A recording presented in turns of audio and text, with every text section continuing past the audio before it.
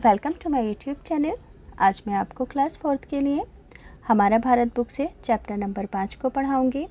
साथ ही साथ पूरे ही चैप्टर के सभी क्वेश्चन आंसर बहुत अच्छे से समझा दूंगी ताकि एग्ज़ाम में आप इजीली लिख लो।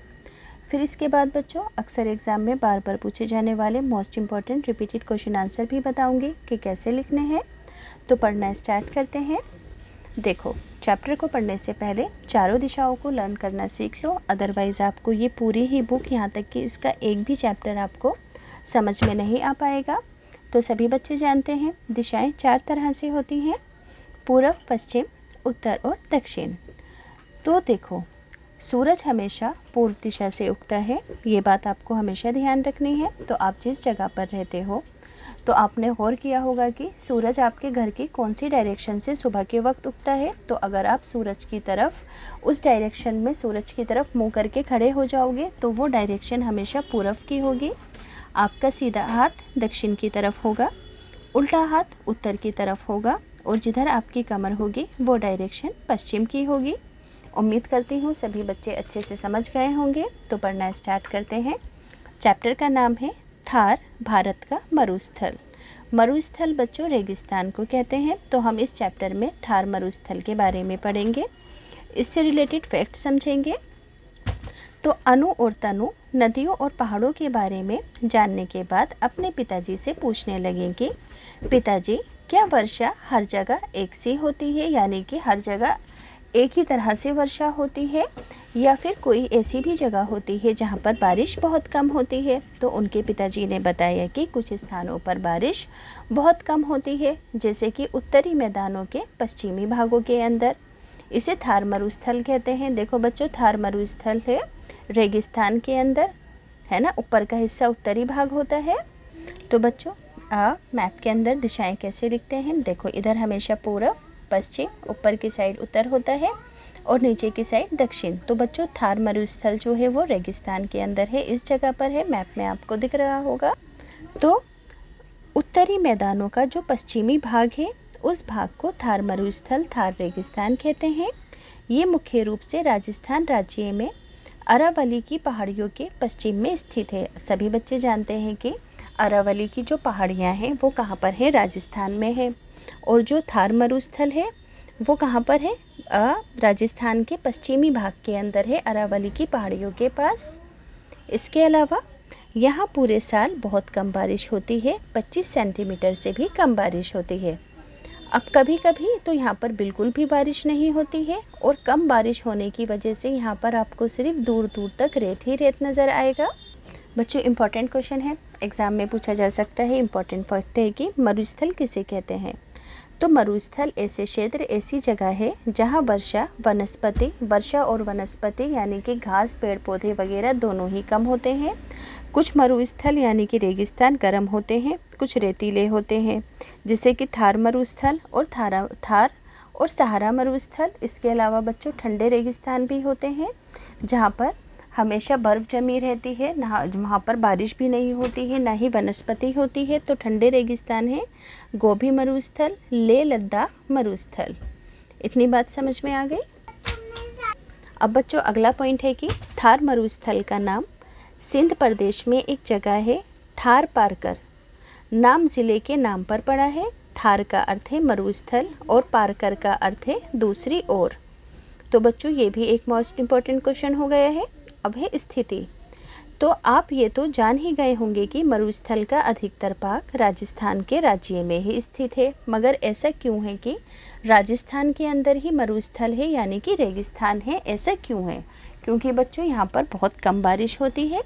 तुमने सुना होगा कि जब मानसूनी पवनों के मार्ग के अंदर, रास्ते के अंदर पहाड़ या कोई पर्वत आ जाता है तो जो बारिश की पवनें हैं वो आगे ना जाकर पहाड़ों के साथ ऊपर उड़ जाती हैं पहाड़ों की तरफ और ठंडी होकर वर्षा करती हैं।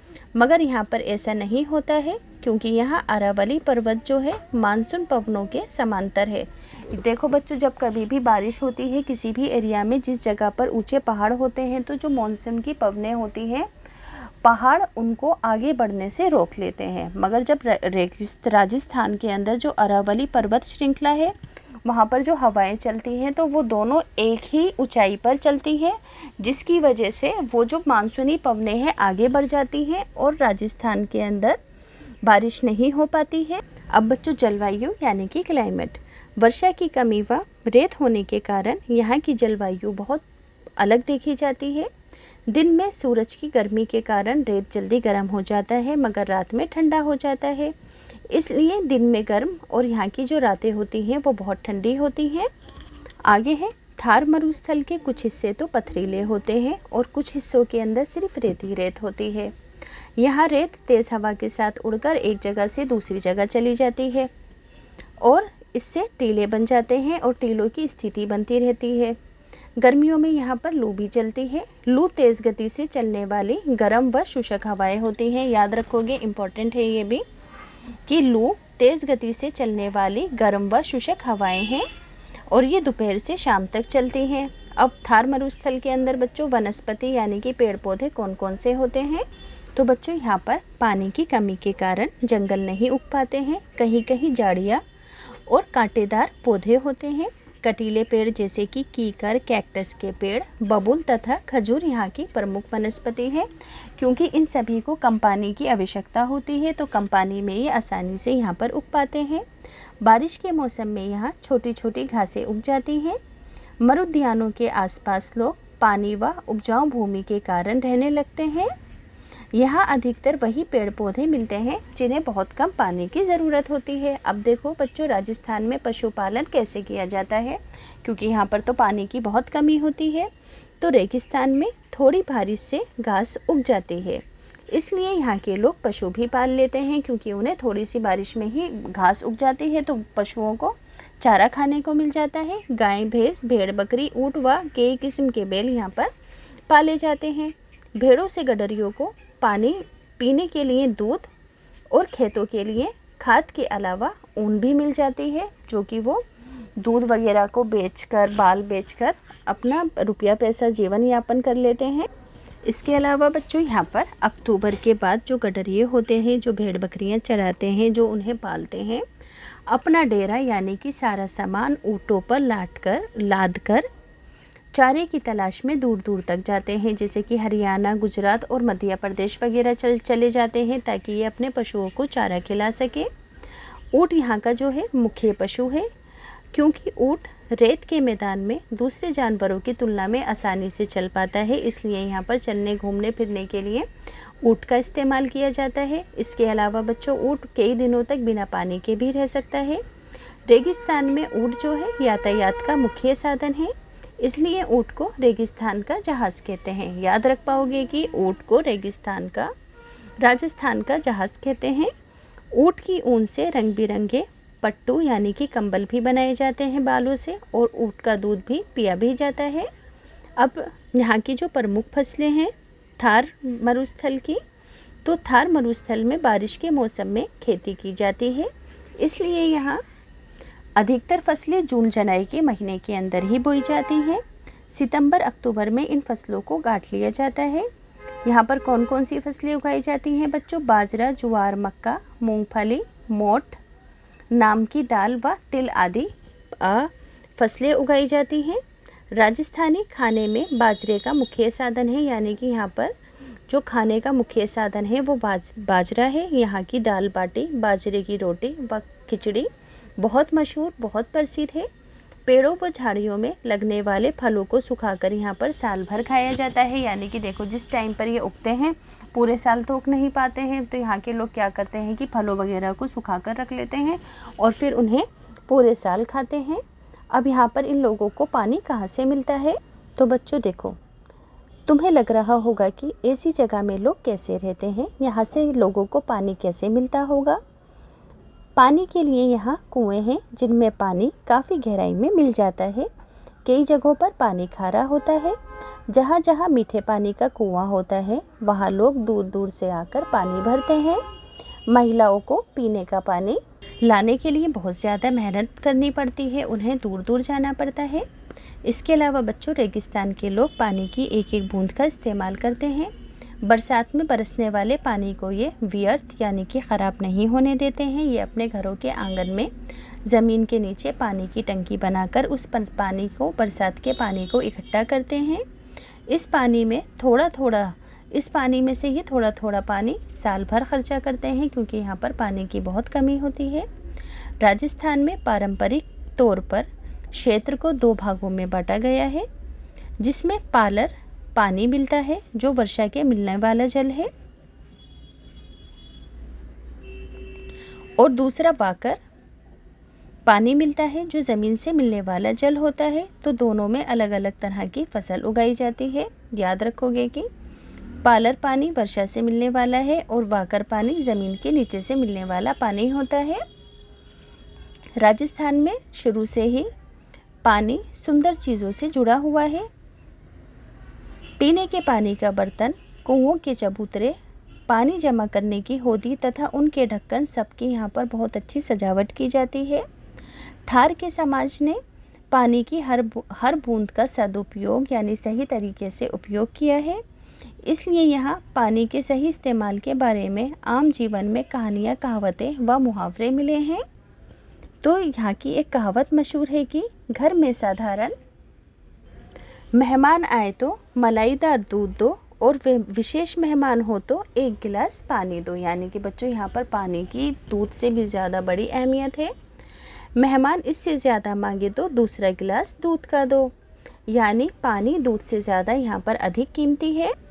अब बच्चों 1980 के दशक में राजस्थान नेट बनने से यहाँ के लोगों को पीने व सिंचाई के लिए जल आसानी से उपलब्ध होने लगा। मानचित्र में इस नहर की स्थिति को भी दिखाया गया है। ऊपर अभी जो मानचित्र था, ये नहर पंजाब में हरी के बांध से निकलती है और राजस्थान के थार मरुस्थल में बहती है। याद रखोगे कि ये नहर, राजस्थान नहर कहाँ से निकलती है? पंजाब से निकलती है और राजस्थान के थार मरुस्थल में बहती है।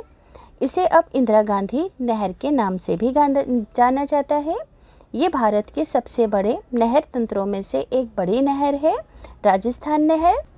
सिंचाई की सुविधा मिलने के कारण राजस्थान में गेहूं की फसल भी उगाई जाने लगी है अब, क्योंकि यहाँ पर खेतीबाड़ी के लिए पानी मिलने लगा है। टेक्स्ट बुक के क्वेश्चन आंसर हैं। पहला क्वेश्चन है कि थार मरुस्थल मुख्यतः किस राज्य में है? तो सभी बच्चों को याद होगा कि राजस्थान में है, मैंने मैप में भी दिखाया था। अगला है थार मरुस्थल का मुख्य पशु कौन सा है? तो ऊँट है। राजस्थान नहर भारत के किस राज्य से निकलती है? तो बच्चों राजस्थान नहर मैंने अभी बताया था कि पंजाब राज्य से निकलती है। फिलिप्स है। थार मरुस्थल राजस्थान में अरावली की पहाड़ियों के पश्चिम में स्थित है ना, अभी बताया था मैंने। इंदिरा गांधी नहर पंजाब में हरी के बांध से निकलती है। दोपहर के समय तेज गति से चलने वाली गर्म व शुष्क पवन को लू कहते हैं। राजस्थानी खाने में बाजरे की रोटी मुख्य साधन है। अब बच्चों इस चैप्टर की मैचिंग है। रेगिस्तान का जहाज़ किसे कहते हैं? ऊँट को। रेगिस्तान की वनस्पति कौन सी है? कैक्टस, कीकर और बबूल है। राजस्थान नहर को अब कहते हैं इंदिरा गांधी नहर। राजस्थान में स्थित कौन कौन सी पहाड़ियाँ हैं? तो अरावली की पहाड़ियाँ हैं। टेक्स्ट बुक के क्वेश्चन आंसर हैं। पहला क्वेश्चन है कि मरुस्थल किसे कहते हैं? तो आप कॉपी के अंदर क्या लिखोगे, पढ़कर बताती हूँ। मरुस्थल ऐसा क्षेत्र है जहाँ वर्षा व वनस्पति दोनों ही बहुत कम होती है। कुछ मरुस्थल गर्म एवं रेतीले होते हैं, जैसे कि थार मरुस्थल, सहारा मरुस्थल, और कुछ मरुस्थल ठंडे एवं चट्टानी होते हैं, जैसे कि गोभी मरुस्थल। तो स्क्रीनशॉट लेकर लिख देना। अगला क्वेश्चन है मानसूनी पवनों की 2 खासियतें आपको बतानी है। तो आंसर में लिखोगे कि मानसूनी पवनों की 2 विशेषताएं निम्न हैं। मानसूनी पवनें ऋतु के अनुसार अपना मार्ग एवं दिशा दोनों बदल लेती हैं। ये पवनें नियमित नहीं होती हैं। अगला क्वेश्चन है कि ऊँट को रेगिस्तान का जहाज़ क्यों कहते हैं? आंसर लिखोगे कि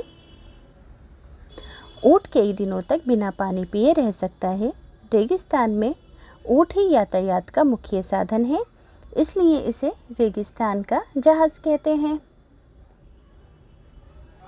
अगला क्वेश्चन है रेगिस्तान में उगाई जाने वाली फसलें। तो रेगिस्तान में उगाई जाने वाली कुछ प्रमुख फसलें हैं बाजरा, ज्वार, मक्का, तिल, मोठ आदि। अब बच्चों अक्सर एग्जाम में पूछे जाने वाले रिपीटेड क्वेश्चन है कि भारत का अधिकतर प्रायद्वीपीय भाग पठार है। अधिकतर खाने पठारों में हैं। अगला क्वेश्चन है कि थार रेगिस्तान का नाम थार पारकर नाम ज़िले के नाम पर पड़ा जो कि सिंध में स्थित है। नेक्स्ट है थार का अर्थ मरुस्थल और पारकर का अर्थ है दूसरी ओर। याद रखोगे। अगला क्वेश्चन है कि देश का निर्माण रेगिस्तान में वायु के प्रवाह के कारण होता है। तो टीलों का निर्माण वायु के प्रवाह की वजह से, हवा के चलने की वजह से होता है। नेक्स्ट है देश के कारण रेगिस्तान में घने वन नहीं होते हैं पानी की कमी के कारण। पानी और उपजाऊ भूमि के कारण लोग मरुद्यान में के पास रहते हैं। थार की घुमंतू जाति को कबीला कहते हैं। ऊँट की ऊन से बने रंगीन कंबल पट्टू कहलाते हैं। याद रखोगे, पट्टू कहते हैं उन्हें। जुलाई के महीने में बोई जाने वाली फसलें कौन से महीने में काटी जाती हैं बच्चों? राजस्थान में तो सितंबर और अक्टूबर में काटी जाती हैं। अगला क्वेश्चन है रेगिस्तान में दिन गर्म और रातें ठंडी क्यों होती हैं? तो सूर्य की गर्मी के कारण रेत बहुत जल्दी गर्म हो जाती है और रात में ये ठंडी हो जाती है। अतः रेगिस्तान में दिन गर्म और रातें ठंडी होती हैं। रेगिस्तान में पशुपालन के विषय में आप क्या जानते हैं? तो देखो, रेगिस्तान में थोड़ी सी वर्षा के बाद घास उग जाती है तो लोग पशु पाला करते हैं। गाय, भैंस, भेड़, बकरी, ऊँट, बैल आदि यहाँ पर पाले जाते हैं।